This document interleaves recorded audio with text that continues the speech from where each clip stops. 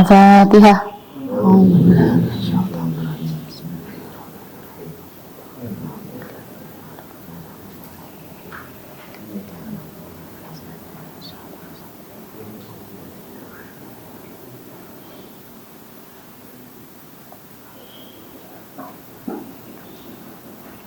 Al-Fatihah sekali lagi khusus pada musanniful kitab Imam Ghazali dan kepada guru-guru kita. Al-Fatihah. A'udzubillahi minasyaitonir rajim. Bismillahirrahmanirrahim. Maliki yaumiddin. Na'budu wa iyyaka nasta'in. Shiratal mustaqim. Shiratal ladzina an'amta 'alaihim.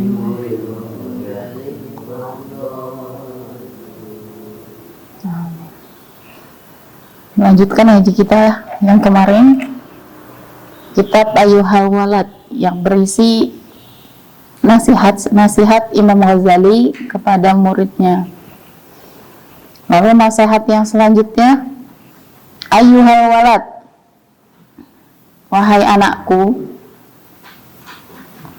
laukana al-ilmu al-mujarradu kafiyan laka, laukana jikalau al-ilmu itu al-mujarrad ilmu saja kafiyan laka cukup bagi kamu, wala tahtaju ila amalin siwahu, wala tahtaju dan tidak perlu ila amalin diamalkan,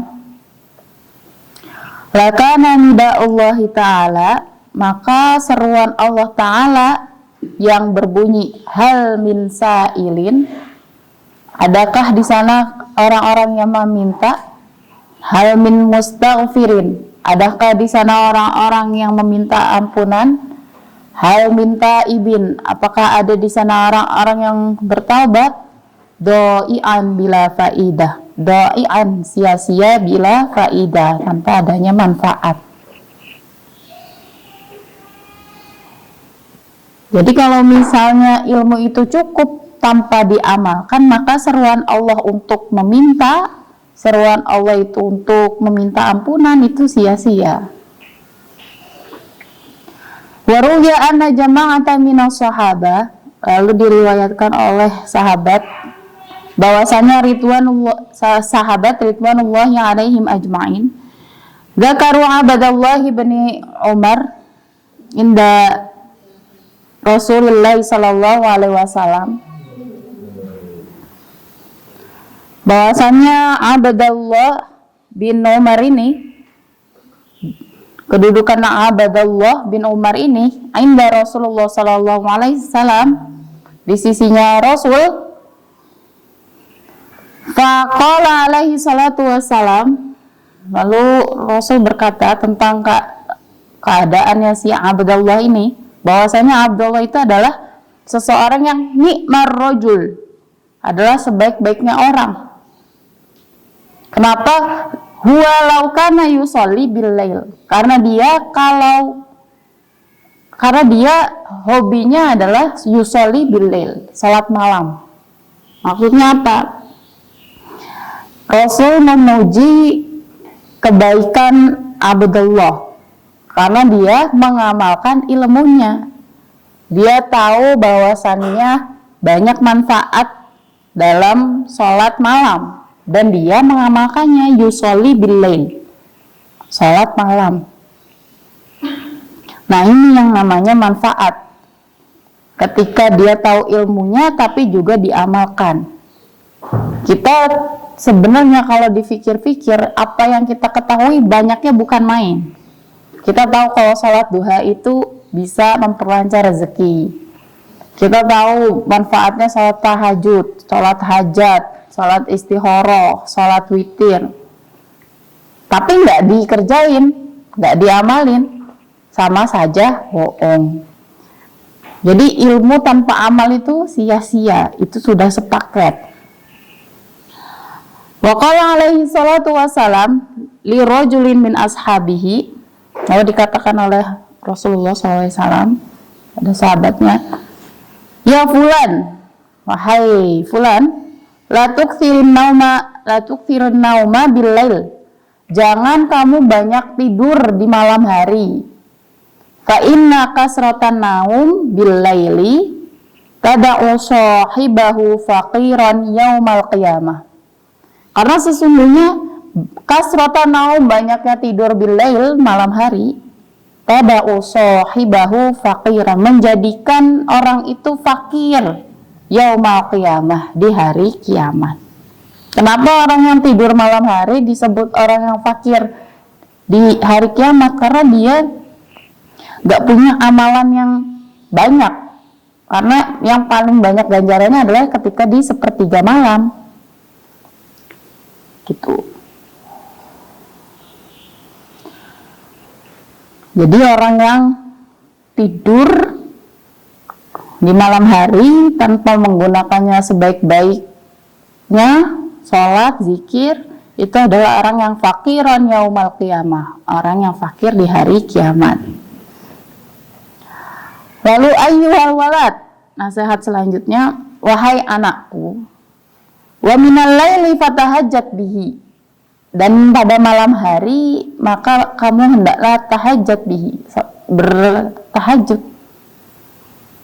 Amrun, dalam ayat ini ada mengandung makna seruan. Kata hajat fil amr. Wabil ashari hum yastaghfirun, dan di waktu sahum hum yastaghfirun, mereka meminta ampunan. Dalam ayat ini mengandung syukrun, perintah untuk bersyukur. Wal mustaghfirina bil ashar, dan yang berjaya itu adalah orang-orang yang beristighfar bil ashar, di waktu sahur. Ini adalah makna zikir. Ada maknanya itu ada seruan atau perintah itu bertahajud, syukur, dan makna zikir. Syukur itu ini, jangan lupa bersyukur, kadang gitu kan. Yang patut kita syukuri selain kita mendapatkan kenikmatan, bersyukur, dapat hadiah, bersyukur. Tapi ada lagi yang patut kita syukuri. Apa itu? Yaitu rasa syukur itu sendiri, mensyukuri rasa syukur. Maksudnya apa? Karena berapa banyak orang yang dikasih nikmat, yang dikasih rezeki, yang dikasih bahagia, tapi nggak bersyukur. Jadi orang nginget untuk bersyukur, nikmat bukan? Kenikmatan bukan? Kenikmatan. Karena kenikmatan berarti harus disyukuri, mensyukuri rasa syukur. Nah, karena kita ingat itu untuk mensyukuri rasa syukur kita harus mensyukuri rasa syukurnya syukur kita enggak? Iya. Karena nggak semua orang mensyukuri rasa syukur. Karena kebanyakan orang, ini tadi, pertama orang dikasih hadiah, orang dikasih kenikmatan, kebanyakan orang yang lupa. Nah, kita dapat bersyukur, kita ingat untuk bersyukur karena dapat kebahagiaan. Berarti itu suatu kenikmatan lagi, kenikmatan yang baru. Karena orang-orang biasanya lupa, ketika bahagia itu lupa, tanya udah yang paling kenceng. Tapi ketika dikabulin suka lupa. Nah, makanya ketika kita mengingat untuk bersyukur karena kebahagiaan itu, berarti itu kenikmatan. Jadi kita harus bersyukur atas rasa syukur. Nah, kita ingat untuk bersyukur atas rasa syukur, kita bersyukur lagi atas rasa syukur yang rasa syukur itu. Begitu seterusnya, bersyukur sampai akhirnya ngerasa kita bukan siapa-siapa tanpa Allah. Jadi ngerasa kecil. Kalau misalnya dapat sesuatu terus bersyukur, ini udah termasuk hamba yang bersyukur gitu ya. Tapi kalau bersyukur atas rasa syukur itu merasa kerdil kan, syukurnya dari atas rasa syukurnya, nah pusing nggak tuh? Berarti kan dia ngerasa nggak ada apa-apanya, dia merasa kecil dan semuanya apa yang ada di dunia ini semua karena Allah. Gitu. Kalau Nabi alaihi salatu wasalam dikatakan oleh Rasulullah SAW, salah satu aswatin yuhibbuhallah, salah satu 3 aswatin suara yuhibbuhallah yang dicintai Allah Ta'ala, Yang pertama adalah sautud dik, yaitu suaranya ayam. Jadi kalau ada ayam berkokok itu tandanya beliau, si ayam. Ayam ini saking terhormatnya saya panggil beliau loh. Karena hewan yang seperti ayam-ayaman, burung, itu hobinya berzikir. Jadi makanya pantas saja kalau saya panggil beliau ya. Jadi sautud dik, salah satu suara yang dicintai oleh Allah yang pertama adalah suaranya ayam. Jadi kalau ada suara ayam di pagi hari, itu tandanya dia itu melihat malaikat, maka malaikat lagi lewat gitu. Maka banyak doa, berkokok, ayam berkokok, banyak doa itu. Lalu suara yang kedua yang dicintai oleh Allah adalah wasautu alladzi yaqra'ul Qur'an. Suaranya orang yang membaca Al-Qur'an. Nah, ini lagi bulan Ramadan, kan biasa orang lomba-lombaan kan. Sehari 30 juz. Widih.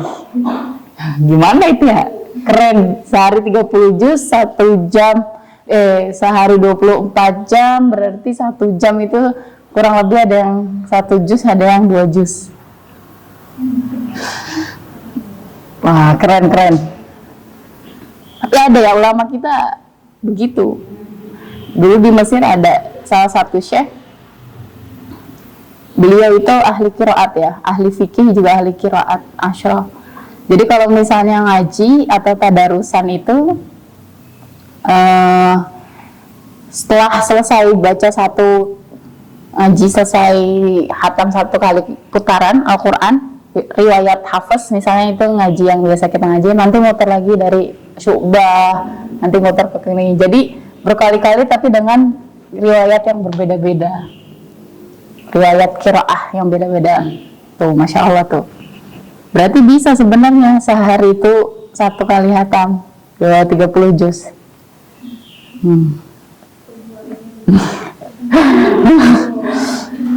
Nggak ngapa-ngapain itu, sajadah panas itu. Lanjut. Terus suara yang dicintai oleh Allah yang ketiga adalah wasautu al-mustaghfirina bil ashar, yaitu suara orang-orang yang minta ampunan di malam hari. Lalu dikatakan kalau Sufyan as-Sawri rahimahullah, dikatakan oleh sahabat Sufyan, innallaha ta'ala khalaqa rihan, innallaha ta'ala, sungguhnya Allah ta'ala khalaqa, menciptakan rihan angin, tahubu waktal ashari, tahubu berhembus waktal ashar, di waktu sahur, tahmilul azkaro wal istighfaro ilal malakil jabbar, membawa zikirnya dan istighfarnya kepada Allah yang Maha Jabbar.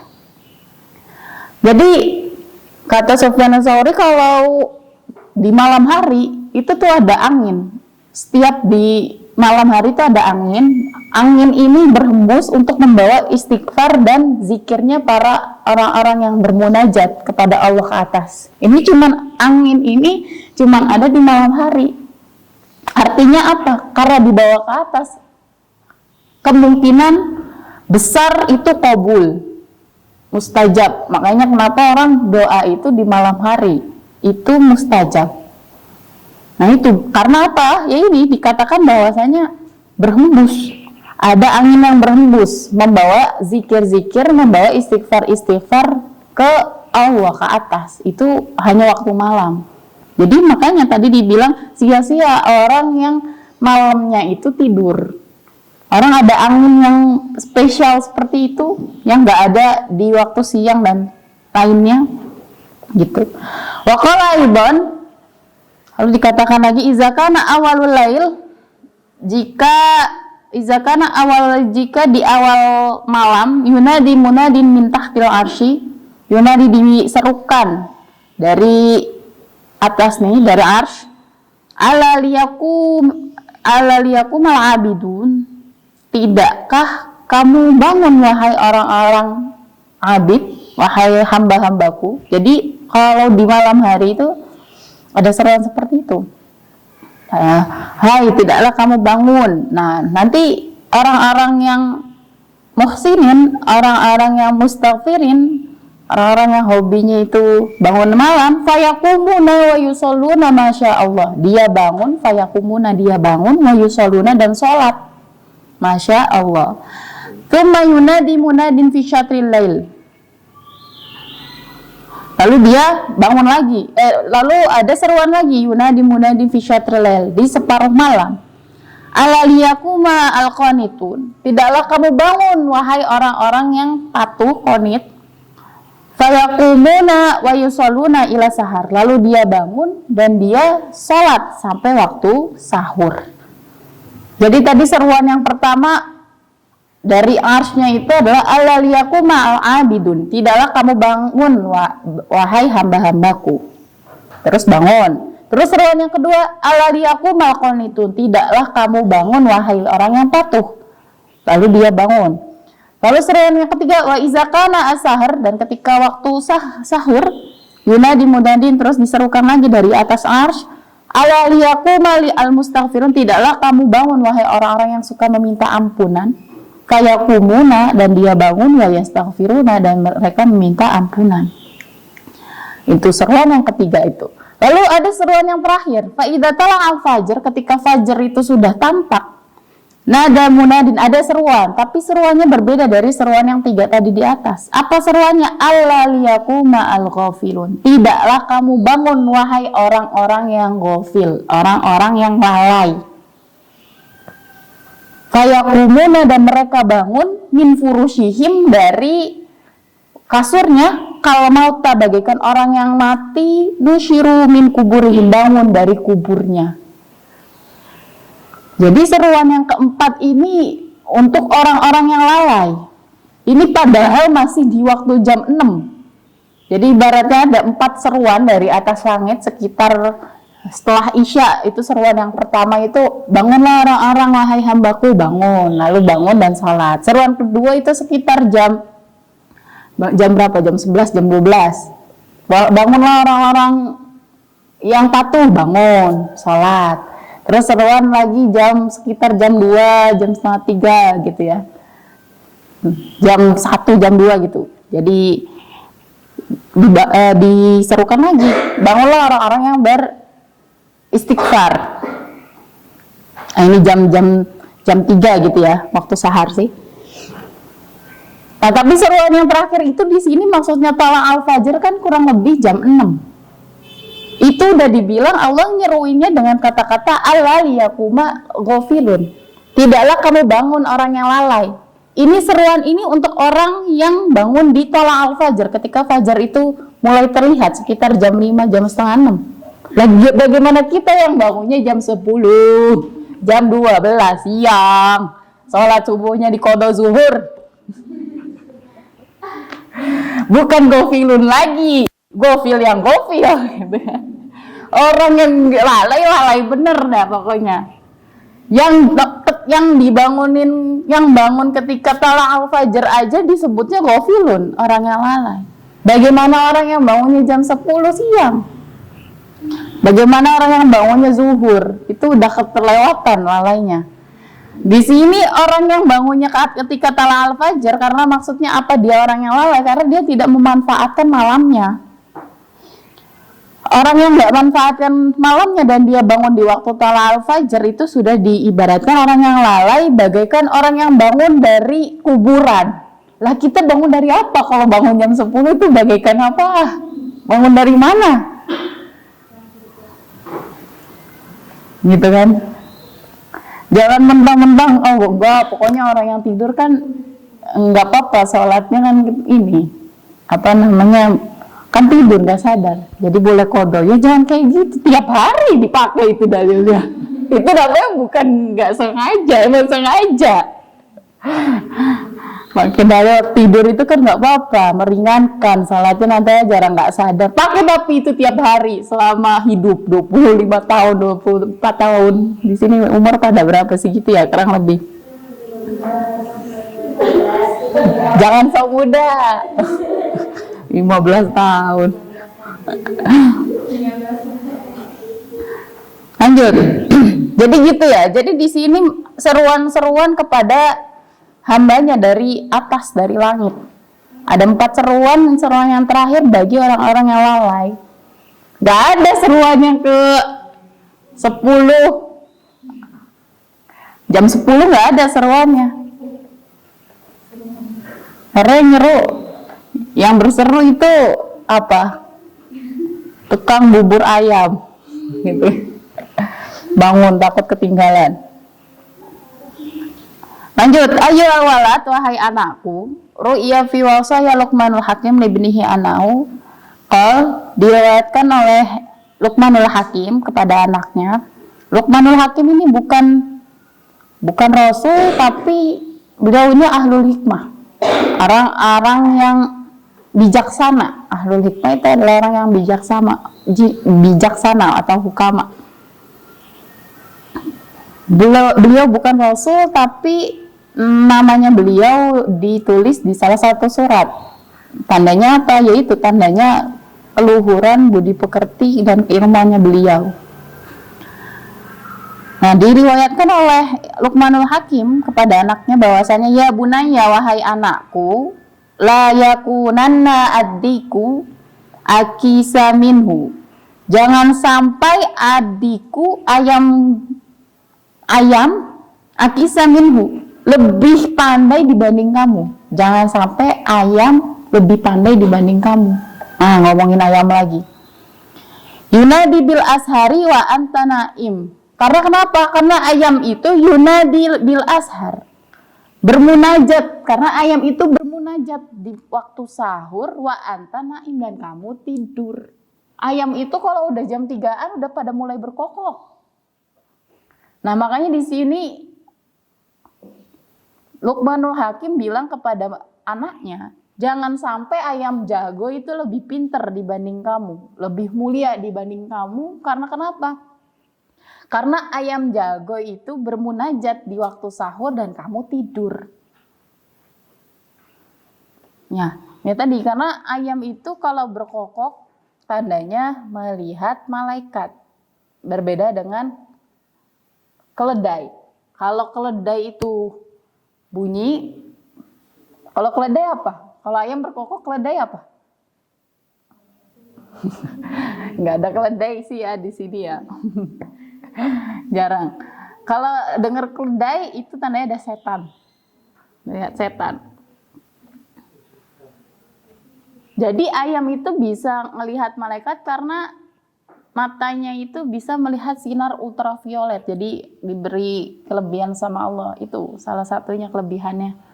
Sinar yang terang banget. Makanya dia berkokok sama pagi-pagi sambil hadap matahari, nggak sakit matanya. Gitu. Jadi memang bangsa burung, bangsa ayam itu dihormati ya. Maksudnya karena itu suka berzikir.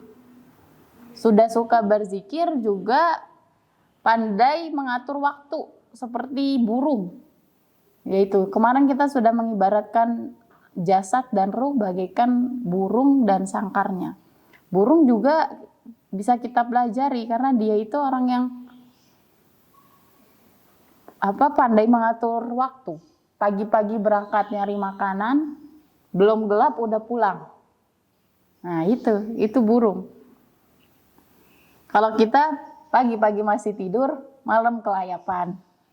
Kebalikannya burung.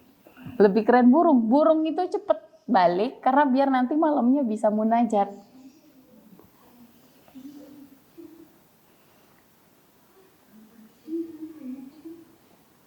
Bahkan dikatakan hatinya penghuni surga itu seperti hatinya burung karena tawakalnya. Nah itu.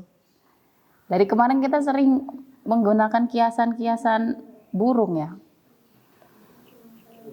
Jadi jangan sampai kayak tikus. Kalau tikus itu hobinya menimbun. Ya. Tikus itu hobinya menimbun.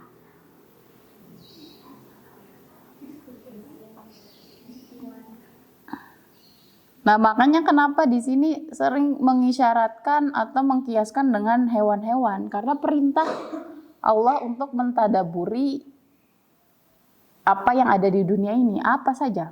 apa saja, ngeliatin semut bengong aja terus nangis. Ada tuh cerita yang kayak gitu karena dia mentadaburi.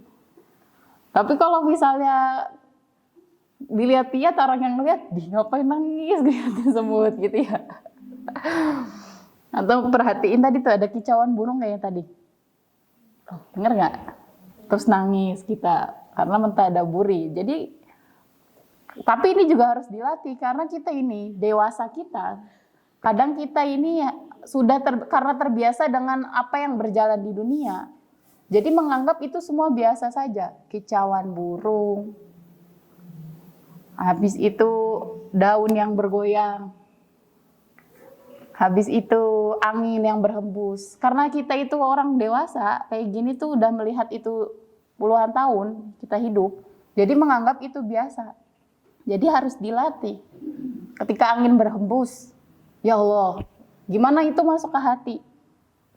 Ketika dengar suara burung, gimana itu jadi pengingat. Ngelihat daun yang jatuh, tidak pernah membenci angin. Jadi puitis kita. Nah itu kan sebenarnya bisa kita tadaburi semuanya. Jadi yang keliru itu kita tuh jadi orang dewasa selalu menganggap apa yang ada di dunia ini adalah sesuatu yang sudah begitu adanya. Padahal harusnya kita kritis. Kalau ada yang pernah baca Dunia Shopee ya, bukan Shopee Pay, bukan Shopee ini. Kalau di Dunia Shopee bilang cerita tentang pesulap yang ngeluarin kelinci ya. Nah, ada yang udah pernah baca belum? Jadi orang dewasa itu bagaikan orang ada di dalam bulu-bulu kelinci dan semakin masuk ke dalam. Karena sebenarnya dia adalah bagian atas sesuatu fenomena yang besar, yaitu sulap itu sendiri. Tapi dia nggak mau tahu apa-apa. Sedangkan kalau orang-orang yang penasaran, dia manjat bulunya si kelinci untuk tahu di atas tuh ada apa. Kita itu seperti itu. Seperti orang yang ada di dalam bulu-bulu kelinci kalau katanya si di Dunia Shopee.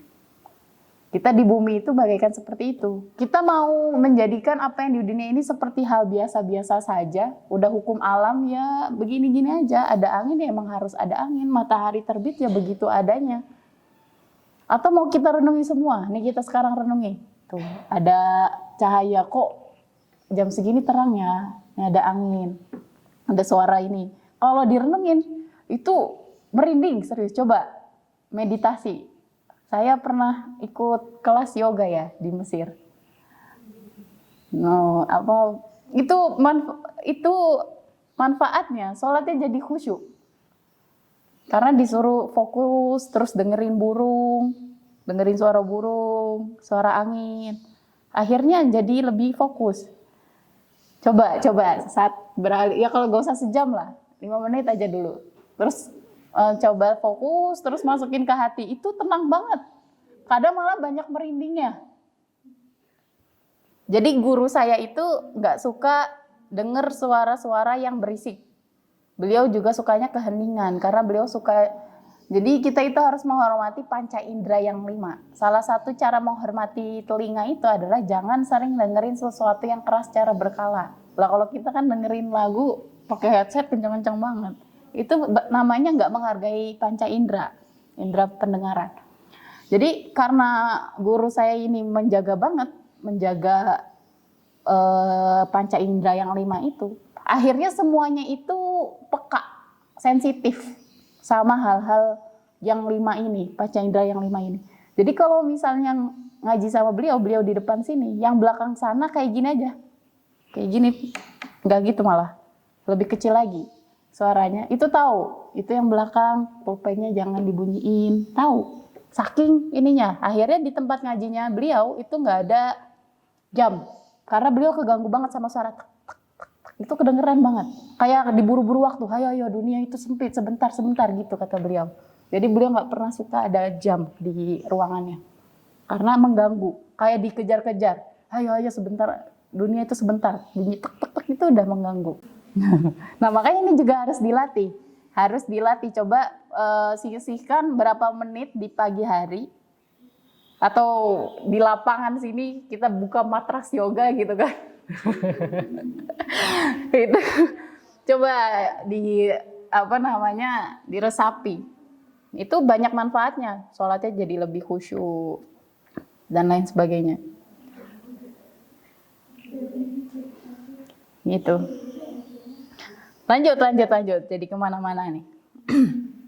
Laqad hatafat fi nih di sini dikatakan ada di dalam sebuah syair, yaitu laqad hatafat fi junuhil lailin hamamatun ala fananin wahnan wa inni lanaimu. Seekor burung merpati hinggap di dahan pohon. Ala fananin wahnan wa inni lanaimu. Berkicau sepanjang malam karena rindu Tuhannya, sedangkan aku tertidur. Kazabtu wa baitillah lau kuntu asyikon. Sesungguhnya aku berbohong kalau mengaku rindu pada Tuhanku.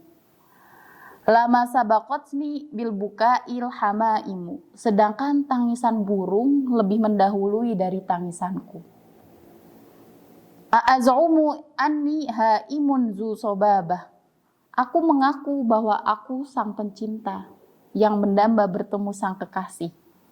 Li rabbi wala abki wa tabkil bahaimu. Namun mengapa aku belum pandai menangis seperti tangisannya burung? Ini indah banget ya syairnya. Seekor burung merpati hinggap di pohon, berkicau sepanjang malam karena rindu Tuhannya. Sedangkan aku tertidur. Sesungguhnya aku berbohong kalau mengaku rindu pada Tuhanku. Sedangkan tangis burung lebih mendahului dari tangisan aku. Aku mengaku bahwa aku sang pecinta yang mendamba bertemu sang kekasih. Namun, mengapa aku belum pandai menangis seperti tangisannya burung? Nah, ini lagi-lagi kita itu nggak lebih baik dibanding burung. Burung malam begadang berkicau. Itu tandanya munajat kepada Allah ketika waktu sahur. Sedangkan kita tidur. Kita ngaku-ngaku cinta Allah. Tapi nyatanya kita nggak bisa bangun malam seperti burung. Kita ngaku-ngaku rindu Allah. Tapi kita nggak bisa menangis seperti nangisnya burung. Nah itu isi syairnya itu. Cinta itu bukan berarti hanya sebatas mengerjakan perintahnya dan meninggalkan larangannya. Itu namanya memang kewajiban. Itu namanya emang keharusan. Itu belum cinta. Ngaku cinta tapi cuma sholat 5 waktu. Cinta itu ketika kita memberi lebih. Nah kita sama pacar kita, jangan pacar, jangan kita. Ya, kalian sama pacar kalian gitu ya. Berarti nggak punya juga bohong. Itu pasti pengennya ngasih yang lebih, ya nggak? Nah itu yang namanya cinta. Kita dengan kekasih orang yang kita kasihi, yang kita cintai, pasti pengennya memberi yang lebih. Itu yang namanya cinta. Kamu ngaku cinta tapi masih gitu-gitu aja, itu belum cinta. Kenapa dia jadi orang yang spesial? Karena dia memberi kelebihan. Ada suatu kelebihan yang dia beri kepada kita. Kenapa kita cinta dia? Karena kita, salah satu bukti kita cinta dia karena kita memberi kelebihan, yang lebih daripada orang lain. Itu namanya cinta. Jadi jangan mengaku cinta kalau masih mengerjakan yang memang kewajiban dan meninggalkan emang larangan. Itu biasa saja. Cinta itu ketika kamu mengerjakan yang lainnya. Tapi tetap harus didahulukan kewajibannya. Jangan sampai ngaku cinta ngerjain yang sunah-sunah aja, ninggalin kewajiban. Salah. Cinta itu mengerjakan kewajibannya secara betul-betul, meninggalkan larangannya secara betul-betul, ditambah dengan mengerjakan kesunahan-sunahan itu. Tahajud, zikir, salat duha, dan lain sebagainya. Itu yang namanya cinta. Jadi jangan ngaku cinta kalau masih gitu-gitu aja. Jadi burung itu cinta. Dia malam itu bangun, sahur itu bangun. Jadi kita harusnya malu. Kita belum bisa menangis seperti menangisnya para burung. Gitu. Makanya kenapa kita harus ngerenungin banyak hal? Itu karena di ayat juga apa? Wa ilal ibili kaifa wa ilas samai kaifa. Ya hulikot semua. Wa ilal jibali kaifa ilal jibali kaifa wa ilal ardi kaifa. Iya, itu apa? Ayat itu pertanda untuk merenungi segala hal. Bagaimana wa ilal ibili kaifa hulikot, bagaimana unta itu diciptakan. Unta itu spesial, hewan yang spesial. Ya, bisa tahan dingin, bisa tahan panas, bisa nampung air. Matanya itu ada kelenjar yang bisa melindungi dia dari pasir dan lain sebagainya. Nah, ini kalau kita renungi terus, lama-lama merinding itu. Karena itu kuasa Allah itu. Wa ila samai kaifa rufi'at, bagaimana langit ditinggikan. Coba aja kamu liatin langit aja. Memandang langit yang sama, widih. Walaupun jauh di mata, dekat di hati. Nah, kalau misalnya lihat langit juga, kenapa kok bisa tinggi padahal nggak ada tiangnya? Itu kalau direnungi terus, itu merinding itu. Nah, ayat ini maksudnya adalah untuk mentadaburi apa yang ada di dunia. Gitu. Lalu lanjut. Ayyuhal walad, wahai anakku, khulasatul ilmi an ta'lam anna ta'ah wal ibadah mahiyya. Sesungguhnya ringkasan ilmu itu adalah untuk mengetahui taat dan ibadah itu apa sih? I'lam, ketahuilah, anna ta'ah, sesungguhnya taat wal ibadah dan ibadah mutabi'atu syari fil awamir wa nawahi. Taat dan ibadah itu mutabi'atu syari, mengikuti syariat fil awamir dalam menjalankan perintahnya wan nawahi, dan meninggalkan larangannya. Wal qauli wal fi'li, secara dan perkataannya, dan wal fi'li dan perbuatannya. Yakni kullu ma taqulu, yaitu semua apa yang dikatakan, dan wa taf'alu, dan segala yang apa yang dikerjakan. Wa tatruku qauluhu wa fi'lahu, dan meninggalkan apa yang dilarang dari perkataan dan pekerjaan. Yakunu bi iqtida'i syar'i, yang sesuai dengan syariat. Jadi apa sih itu taat dan ibadah? Taat dan ibadah itu mengikuti syariat, yaitu mengerjakan segala perintahnya dan meninggalkan segala larangannya secara perkataan dan secara perbuatan. Tapi harus sesuai syariat. Jangan misalnya kan nggak boleh puasa di bulan Syawal ketika Id, itu nggak boleh, Idul Fitri ya. Saking semangatnya ibadah, pokoknya nih gue mau ibadah, mau puasa aja pas Idul Fitri. Berarti dia melakukan sesuatu tapi yang nggak disyariatkan, itu keliru. Dia menganggap itu adalah sesuatu yang akan berpahala, tapi kan nggak disyariatkan. Itu keliru. Atau misalnya sholat tapi pakai mukenanya curian. Yang penting gue sholat, gitu kan. Ini kan pokoknya aku harus sholat tepat waktu, nggak ada mukena terus nyuri. Itu salah juga.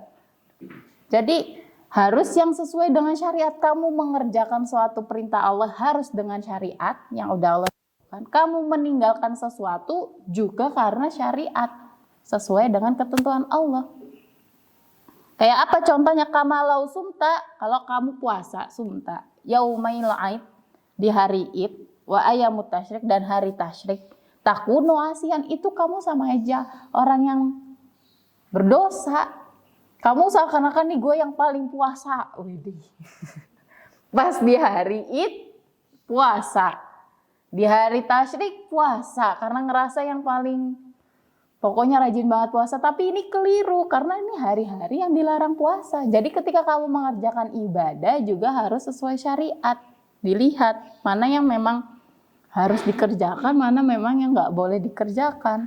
Au sholaita fi saubin maksubin, atau kamu sholat fi saubin dengan baju yang maksub, curian. Wa in kanat suratuhu ibadah ta'atham, walaupun seakan-akan dilihat itu ibadah, tapi sesungguhnya dia juga berdosa. Jadi kamu mengerjakan suatu ibadah itu juga harus sesuai syariat, meninggalkan suatu larangan juga harus sesuai syariat. Gitu.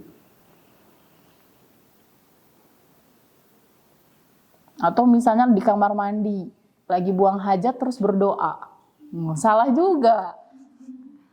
Nah, pokoknya aku hari-harinya harus dipenuhi dengan zikir dan doa. Pas lagi pup berdoa, kan keliru. Diniati untuk kebaikan tapi salah, keliru. Makanya ketika berbuat kebaikan, ibadah juga harus sesuai syariat. Lalu ayuhal walad, wahai anakku, fayan bagilaka ayyakuna qauluka wa fi'luka muwafiqan lisyar'i. Maka dari itu wajib bagi kalian qauluka, perkataan kalian, wa fi'luka, dan perbuatan kalian muwafiqan lisyar'i, sesuai dengan syariat. Idzil ilmu wal amalu bila iktida'i syar'i dolalah. Izil ilmu itu dan amal itu bila iktida'i syar'i, tanpa sesuai dengan syariat itu dolalah, sia-sia. Wayan bagilaka alla taghtarra bisyathi wa dhammati sufiyah. Dan bagi kalian jangan sampai alla taghtar, tertipu, bisyathi, dengan kata-katanya watomati, dan dengan perkataan-perkataannya sufiyah. Jadi kalian juga hati-hati dengan perkataan-perkataan orang yang menganggap dirinya adalah sufistik. Karena sekarang banyak orang yang merasa ibadah udah sholat aja lah, nggak usah sholat aja, atau misalnya tanpa mengerjakan hal-hal kewajiban yang sifatnya adalah misalnya menafkahi, itu kan di dunia menafkahi keluarga, karena menafkahi keluarga itu juga ibadah. Jadi jangan pernah, jadi banyak jalan menuju Tuhan, jadi banyak jalan menuju Tuhan. Ada pada sholat malammu, ada juga pada lembur malammu. Sholat malammu untuk meminta ampunan pada Allah, banyak jalan menuju Tuhan. Bisa jadi pada sholat malammu meminta ampunan, atau bisa jadi pada lembur malammu untuk mengais rezeki, untuk nafkah keluarga. Nah, makanya jangan tertipu dengan perkataannya orang-orang yang sufi, yang tapi nyeleneh. Kadang kan banyak tuh yang nyeleneh. Nih puasa ini, nanti kamu nggak usah puasa lagi ya, kayak gitu. Atau misalnya kamu bertapa nih di Gunung Kidul, widih, nanti kamu sholatnya keterima, atau enggak kamu udah nggak perlu sholat lagi. Itu kan aneh. Tapi masih aja ada yang percaya kayak gitu, masih ada aja.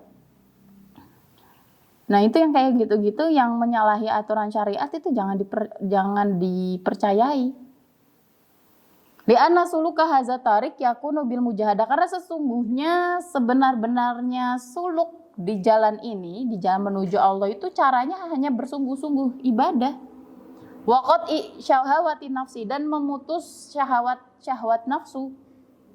Wa qatli hawahu, dan membunuh hawa nafsu, bisayfi riyadhah, dengan cara riyadhah, latihan. Ya, dengan cara riyadhah, latihan. Makanya kita harus banyak, kalau ibunya itu hobinya tirakatan ya.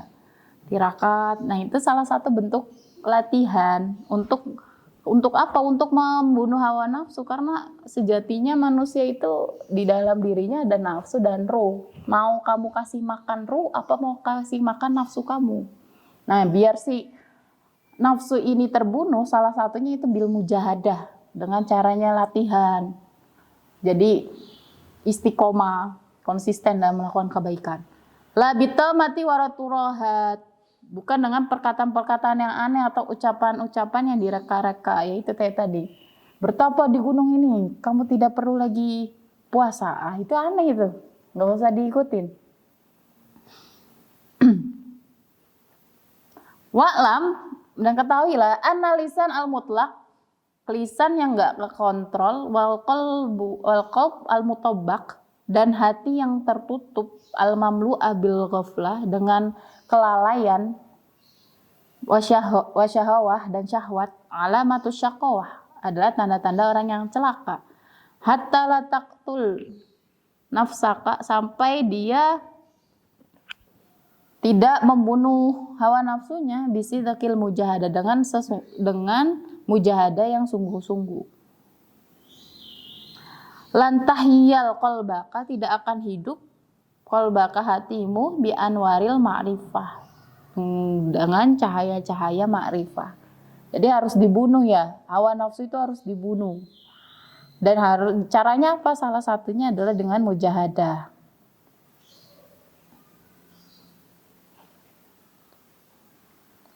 Jadi yang spesial dari manusia itu spesial karena dia itu ada nafsu, ada akal, ada nafsu, bisa berbuat kebaikan, bisa berbuat keburukan. Karena nih yang apa-apa yang ada di dunia ini, ada yang nggak punya akal, nggak punya nafsu. Apa itu? Nggak punya akal, nggak punya nafsu. Itu benda. Nggak punya akal, nggak punya nafsu. Punya akal, nggak punya nafsu. Apa? Malaikat. Nggak ada nafsunya. Malaikat selalu berbuat kebaikan terus. Emang diciptakan untuk melakukan segala perintahnya, tidak menjalankan larangannya. Jadi murni ya. Malaikat itu selalu patuh. Punya akal, nggak punya akal tapi punya nafsu. Itu apa? Binatang. Nah kalau manusia itu punya akal, punya nafsu. Jadi manusia ini spesial, dia punya pilihan di hidupnya untuk mengerjakan kebaikan dan keburukan. Malaikat itu diciptakan memang untuk menghamba, sedangkan jin dan iblis itu diciptakan memang untuk kebalikannya. Sedangkan manusia itu bisa keduanya. Kayaknya udah bosen nih. Bentar ya. Bangun.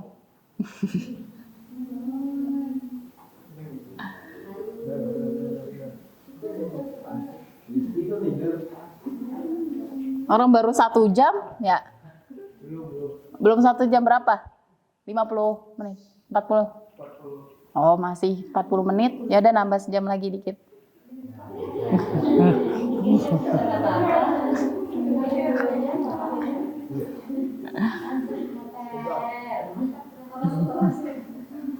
Kalau nambah sejam lagi besok udah nggak ada, udah hatam soalnya.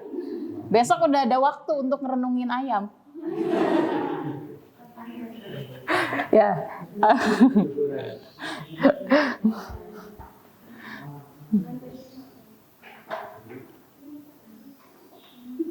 Ya, sedikit lagi deh, sedikit lagi. Karena kemarin biasanya 50-an menit. Lalu kita lanjut. Wa'lam, ketahuilah anna ba'da masailaka allati sa'altani anha, bahwa sesungguhnya beberapa perkara allati sa'altani anha yang kamu tanyakan kepadaku wahai muridku, la yastaqimu jawabuhu bil kitabah wal qaul, tidak bisa dijawab dengan tulisan dan perkataan. Jadi di dunia ini ada perkara-perkara yang mana nggak bisa dijawab dengan tulisan dan perkataan. Bal intablaq tilkal halah ta'rif mahi. Tapi jikalau kamu sudah sampai di keadaan itu, mencicipi sendiri, ta'rif mahi, kamu akan mengetahuinya. Wa illa, jika tidak, fa'ilmuha minal mustahilat. Kalau kamu belum langsung mencicipi keadaan itu, maka ilmunya itu mustahil, tidak akan tercapai pengetahuan itu. Li'annaha zauqiyah, karena itu adalah yang berkaitan dengan zauqiyah, perasaan.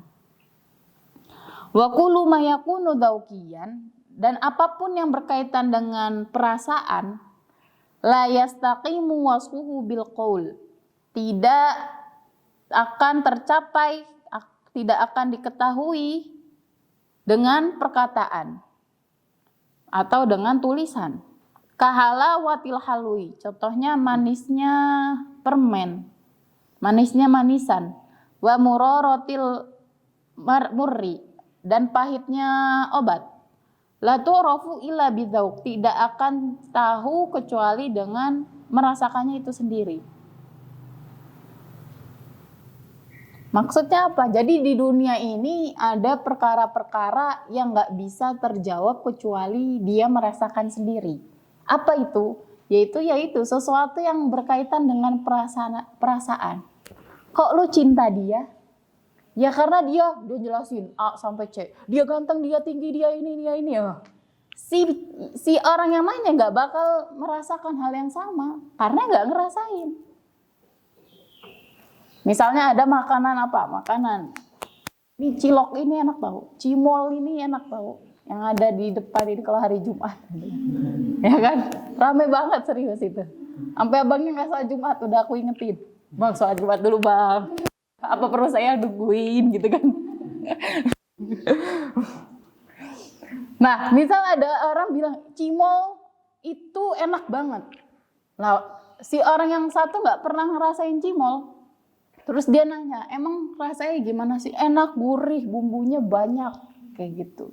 Misalnya, mau dideskripsikan bagaimanapun, kalau temennya nggak makan cimol langsung, nggak akan tahu. Jadi segala sesuatu yang berurusan dengan perasaan itu nggak akan bisa teridentifikasikan kecuali dia merasakan sendiri. Jadi jangan pernah membandingkan perasaan satu dengan lainnya. Kadang orang suka kayak gitu, misalnya suka kayak gini orang tuh. Misalnya ada orang lagi kesulitan ya, atau orang lagi patah hati. Aduh galau banget. Terus ditanya sama temannya, kenapa sih lu kayak gini? Gitu doang galau. Kadang orang suka kayak gitu, ngejudge perasaan orang lain. Kayak seakan-akan semua orang sekuat dia. Kayak seakan-akan atau misalnya ada orang gak sedih karena suatu masalah. Terus ditanya, masalahnya apa sih? Misalnya masalah, kenapa kamu nangis? Ya habisnya aku sedih banget, kamar mandi aku diselak, nangis, ya kan? Terus ada orang bilang gini, temennya bilangnya gitu doang aja nangis. Ya kan kita nggak ada yang tahu. Mungkin bagi dia itu adalah permasalahan yang besar. Kalau lucu juga ya. Tapi kita nggak bisa ngejudge, ya kan? Karena bisa jadi itu adalah permasalahan buat dia, tapi mungkin bagi kita sepele. Makanya kita nggak boleh ngejudge perasaan orang. Gitu doang nangis. Gitu doang kok sedih, cupu, nggak boleh, karena kita nggak di posisi dia. Bisa jadi dia udah ngebersihin kamar itu malamnya, kamar mandi itu malamnya dipakai orang lain, kan sedih juga, ya kan?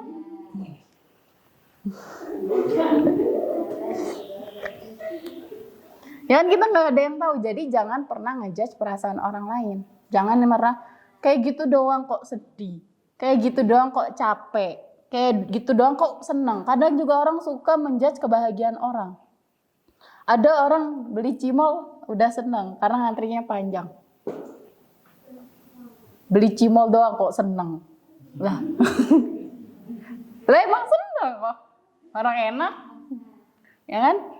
Lah jangan dijudge, jangan menjudge perasaan orang lain. Kebahagiaan orang itu nggak bisa dijudge dengan kebahagiaanmu, dengan standar-standar kebahagiaanmu. Jadi yang sifatnya perasaan itu jangan dijudge dengan standar perasaan kamu. Bagi kamu itu nggak bahagia, bagi dia bahagia ya silakan.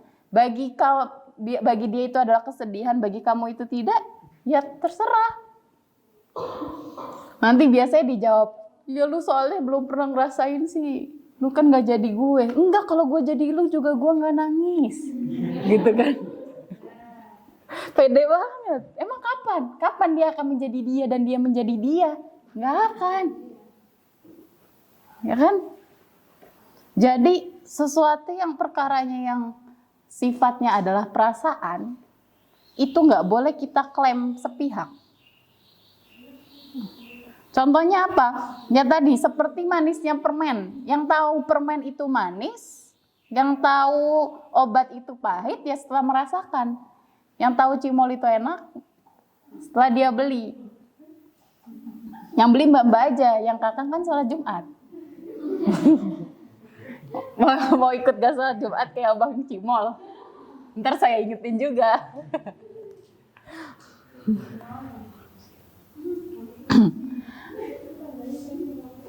Jadi begitu pula ketika perasaan yang berkaitan dengan nikmatnya iman.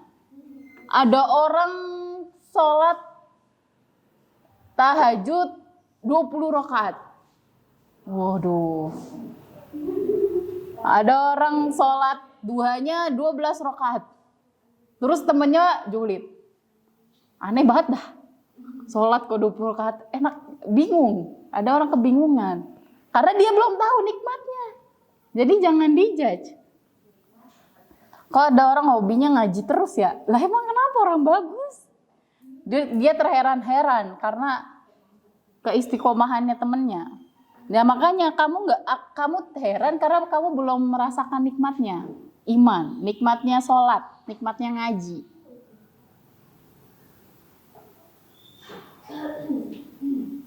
Nah ini juga ada derajat-derajatnya. Kayak anak kecil. Anak kecil itu bisa menikmati es krim. Tapi belum bisa menikmati enaknya kopi americano. Anak kecil itu bisa menikmati cimol. Tapi nggak bisa menikmati seblak pedes. Nah itu kenapa? Karena ada derajatnya nanti. Mungkin kita stepnya masih menikmati sholat duha yang 2 rakaat. Nah, nanti kita kalau kita latih terus, kita bisa menikmati sholat duha yang 10 rakaat, yang 12 rakaat. Begitu seterusnya. Anak kecil belum bisa menikmati kopi, belum bisa menikmati seblak. Nah itu karena apa ya? Karena belum pada waktunya. Kalau ada anak kecil tahajud 20 rakaat, itu keren banget. Wali itu udah, salim dah, bener. Itu jadi bertahap dan harus juga dilatih. Dilatih nggak? Anak kecil bisa makan seblak tiba-tiba nggak? Kan nggak. Kita dicicipin dulu dikit-dikit. Sopnya ada ladanya. Itu kan salah satu pembelajaran pedes. Ya kan, nanti lama-lama suka. Dulu nggak bisa kita makan tahu pakai cabai digigit langsung. Emang pas kecil kita berani? Enggak. Jangankan pas kecil, pas SMP aja mulai melihat orang tua makan itu mau nyoba juga. Emang gitu ya caranya? Emang nggak pedes ya gigit cabai langsung? Tapi sekarang 1 tahu 10 cabai diulek di dalam mulut.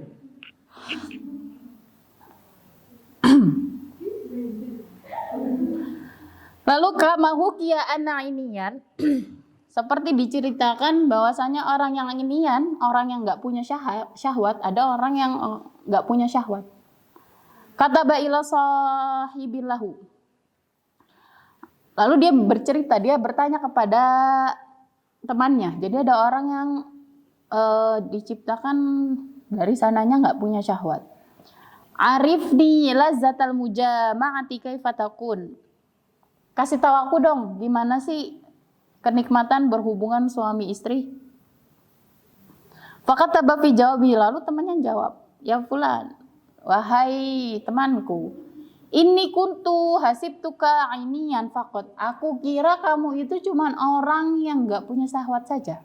Wal an araftu annaka aininun wa ahmakun. Sekarang aku tahu, kamu itu enggak cuman orang yang enggak punya syahwat saja, tapi kamu juga orang yang bodoh.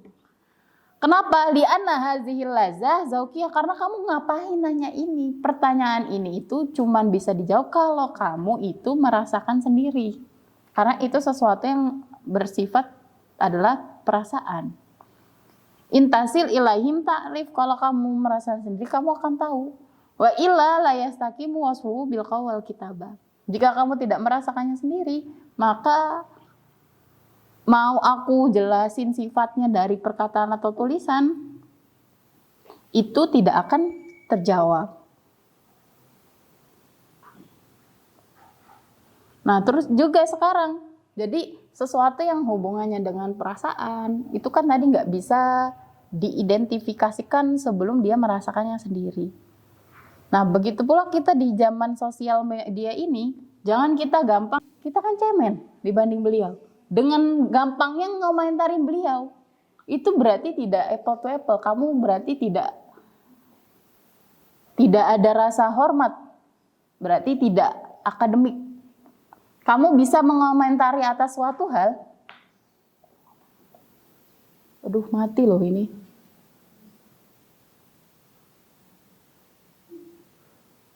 Sebentar.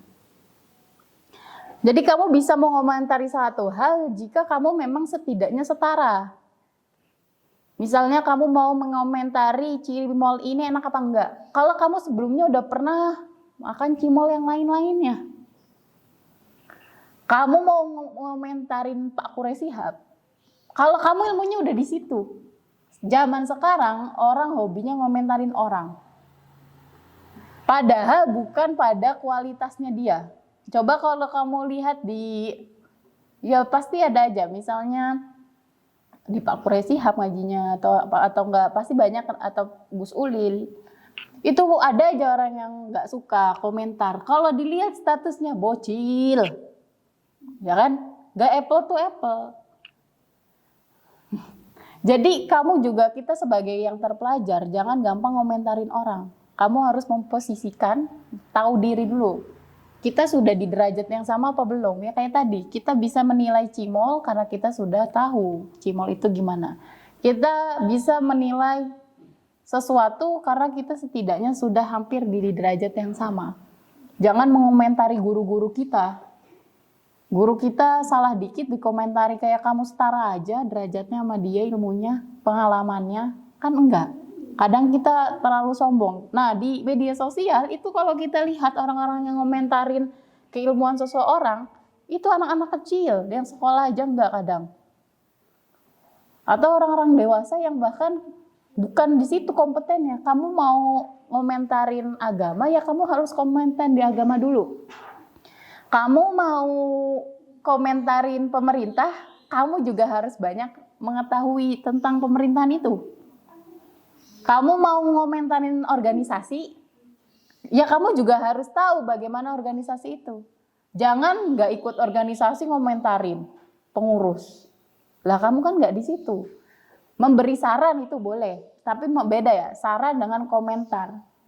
Saran itu boleh. Kalau komentar, kamu setidaknya harus di posisi yang sama atau yang mendekati. Gitu. Sudah ya? Wallahu a'lam bishawab. Allahumma sholli afdhala sholati ala as'adi makhluqatika sayyidina Muhammadi wa ala alihi wa sallim adada Zakalima Zakaraka zakirun